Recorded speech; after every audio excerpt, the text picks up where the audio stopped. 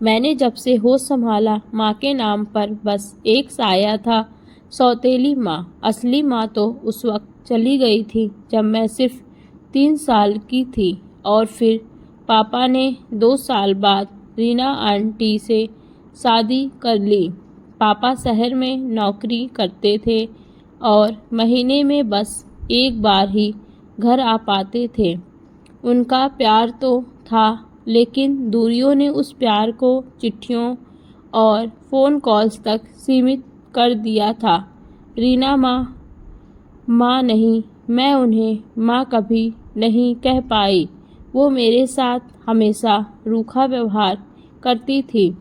सुबह सुबह उठाकर काम में लगा देना, स्कूल जाने से पहले रसोई साफ करवा लेना, और अगर कोई गलती हो जाए तो मारपीट तक कर डालती थी।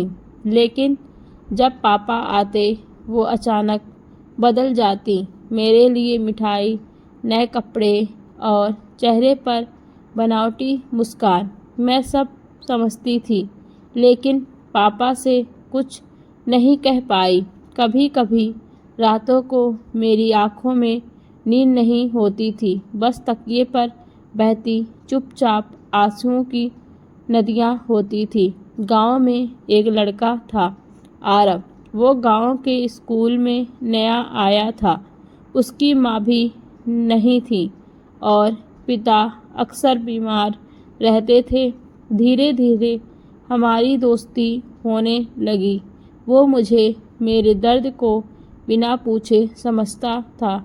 जब भी रीना माँ डांटती, मैं बाहर आकर उस पेड़ के नीचे बैठ जाती जहाँ आरव पहले से इंतजार करता। तू हमेशा चुप क्यों रहती है? उसने एक दिन पूछा। कभी कभी चुप रहना ही बेहतर होता है, मैंने हल्के से मुस्कुराते हुए जवाब दिया, लेकिन आंखें फिर भी नम थी।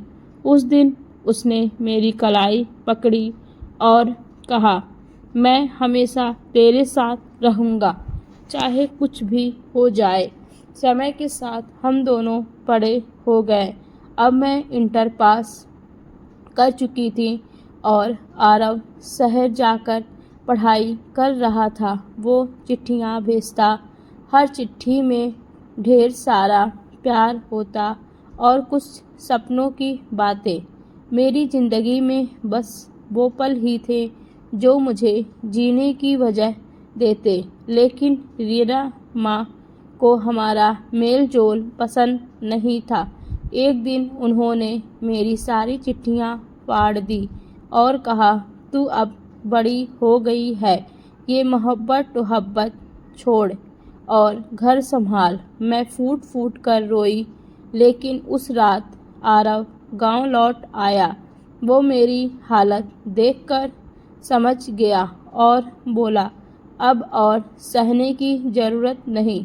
मैं तुझे इस घर से निकाल कर तुझे तेरे सपनों की दुनिया में ले जाऊंगा।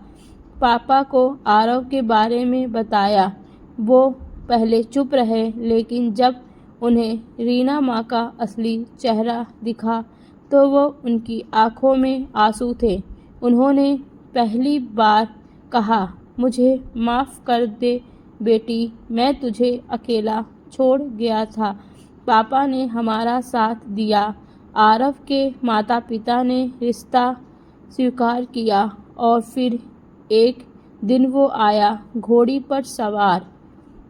पूरे गांव के सामने रीना माँ ने मुंह मोड़ लिया। लेकिन आज मुझे कोई फ़र्क नहीं पड़ा। आज मैं आरव के साथ शहर में हूँ, अपनी पढ़ाई पूरी कर रही हूँ और एक छोटी सी लाइब्रेरी चलाती हूँ जहाँ हर किताब में एक कहानी होती है, कुछ मेरी जैसी, कुछ तुम जैसी। अगर आपको यह कहानी अच्छी लगी तो please like, subscribe and share करें। कमेंट में ज़रूर बताएं। धन्यवाद।